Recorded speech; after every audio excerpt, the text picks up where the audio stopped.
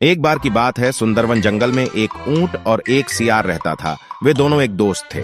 सियार अपने आप को बहुत चालाक और होशियार समझता था। एक दिन की बात है, सियार ऊंट से बोला कि मुझे आज तरबूजे खाने का बहुत मन कर रहा है। आओ, पास में ही एक तरबूजे का खेत है, उसमें जाकर दोनों तरबूजे खाते हैं। ऊंट सियार की बात मान गया और दोनों तरबूजे के खेत में जाकर तरबूजे खाने लगे। सियार ने तो जल्दी जल्दी तरबूजे खाकर अपना पेट भर लिया, लेकिन अभी ऊंट का पेट नहीं भरा था और वह खरबूजे खा ही रहा था। सियार खेत के पास एक पेड़ के नीचे जाकर आऊ आऊ करने लगा। जब उसने पूछा कि तुम ऐसा क्यों कर रहे हो, यदि खेत के मालिक ने सुन लिया तो वह खेत में आ जाएगा। सियार ने कहा कि जब मैं खाना खा लेता हूं तो उसके बाद मैं ऐसा ही करता हूं। इतना कहकर सियार फिर से आऊ आऊ करने लगा। यह सुनकर खेत का मालिक वहां पर आ गया। खेत के मालिक को देखकर सियार पहले ही भाग गया। खेत के मालिक ने ऊंट की डंडे से पिटाई की, जिसके बाद ऊंट भी वहां से भाग गया।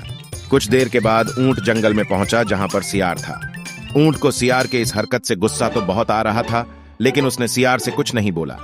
कुछ दिनों के बाद ऊंट ने सियार से कहा कि आज मेरा नदी में नहाने का बहुत मन कर रहा है, चलो नदी में नहाने चलते हैं। इस पर सियार ने ऊंट से कहा, लेकिन ऊंट भाई, मुझे तो तैरना नहीं आता। ऊंट ने सियार से कहा कि तुम मेरी पीठ पर बैठ जाना और वहीं से मजे करना।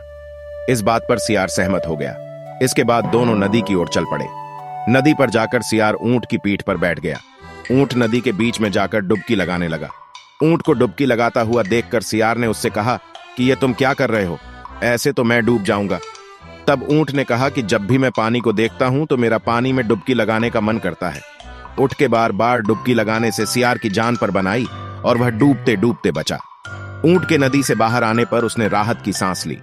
सियार को समझ आ चुका था कि यह सब ऊंट ने उस दिन का बदला लिया है और उसे अपनी गलती का एहसास हुआ, जिसके बाद सियार ने ऊंट से पहले की माफी मांगी।